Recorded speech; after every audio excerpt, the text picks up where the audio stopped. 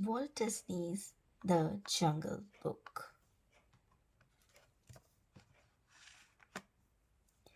Many strange legends are told of the jungles of far off India.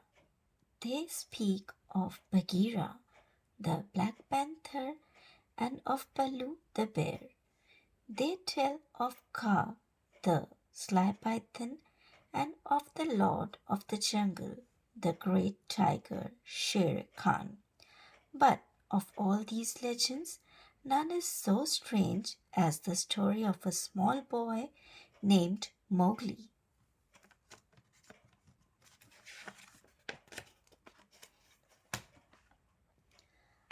A child left all alone in the jungle was found by Bagheera the panther.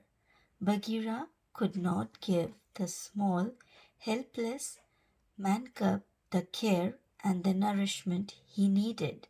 So he took the boy to the den of a wolf family with young cubs of their own. That is how it happened that Mowgli, as the man cub come to be called, was raised among the wolves.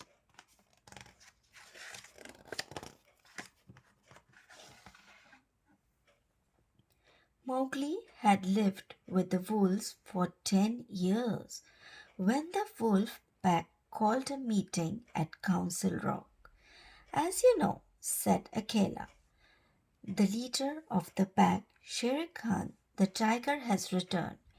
If he learns that our pack is harboring a man cub, danger will be double for all our families. The man cub can no longer stay with the pack.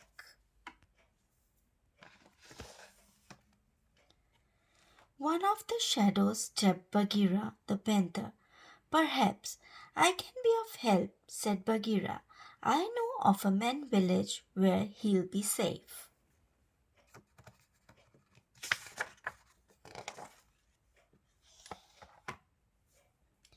So it was arranged, and when the greenish light of the jungle morning slipped through the leaves, Bagheera and Mowgli set out. All day they walked, and when night fell, they slept on a high branch of a giant banyan tree. All this seemed like an adventure to Mowgli, but when he learned that he was to leave the jungle, he was horrified. No, cried Mowgli, I want to stay in the jungle. I'm not afraid. I can look out for myself. He slipped down a length of trailing vine and ran away.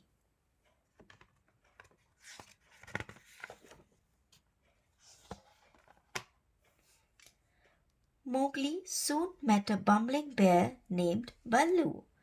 Baloo played games with Mowgli and taught him to live a life of ease. There were coconuts to crack, bananas to peel, and sweet, juicy pawpaws to pick from jungle trees. Colonel Hathi, the proud old leader of the elephant herd, tried to train young Mowgli in military drills as he led his troop trumpeting down the jungle trails. Mowgli was having such fun in the jungle with all of them.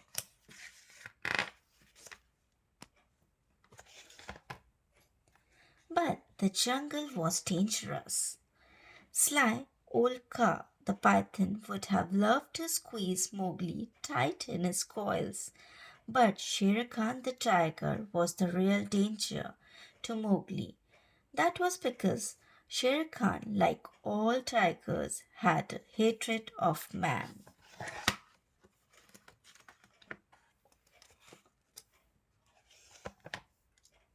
There were other dangers too. One day, Baloo and Mowgli were enjoying a dip in a jungle river. Suddenly, down swept the monkey folk. They snatched Mowgli from the water before Baloo knew what was happening. They tossed him through the air from hand to hand and swung away with him through the trees, as we can see in the picture.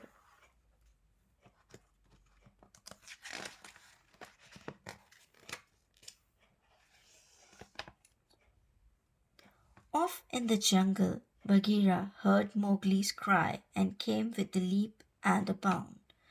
"The monkeys have carried him off," gasped Baloo. Bagheera and Baloo raced to the ruined city where the monkeys made their home. They found Mowgli had been made a prisoner of the Monkey King. "Teach me the secret of men's red fire," the Monkey King ordered Mowgli, "so I can be like you."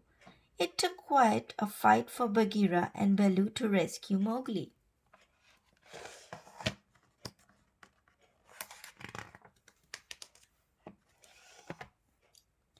"Look, Mowgli," said Baloo, "I'm going to take you to the men village." But alas, the boy would not listen. He kicked up his heels and ran away again. This time his wanderings led him to the high grass where Shere Khan lay waiting, smiling a hungry smile. When Mowgli caught sight of the tiger, Shere Khan asked, "Well, man cub, aren't you going to run?" But Mowgli did not have the wisdom to be afraid. "Why should I run?" he asked, staring at Shere Khan as the tiger gathered himself to pounce. "You don't scare me."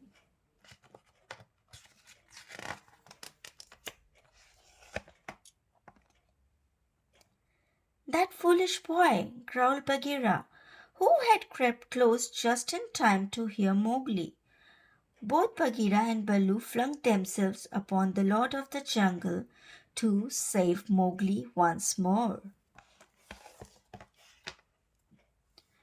They were brave and strong, but the tiger was mighty of tooth and claw. There was a flash of lightning, and a dead tree nearby caught fire. Mowgli snatched a burning branch and it tied it to Shere Khan's tail. The tiger, terrified, ran away. Mowgli was very pleased with himself as he strutted between the two weary warriors, Bagheera and Baloo.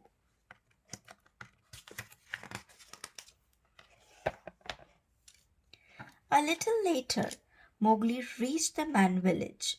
From ahead came a sound he did not know. He peeked through a bush. It was the song of a village girl who had come off to fill a water jug.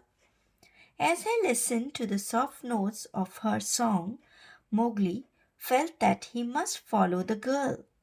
He crept up the patch. He crept up the path to the village down by the girl and her song. Baloo and Bagheera watched the boy figure for as long as it could be seen. When Mowgli vanished inside the village gate, Bagheera sighed a deep sigh. "It was bound to happen," he said.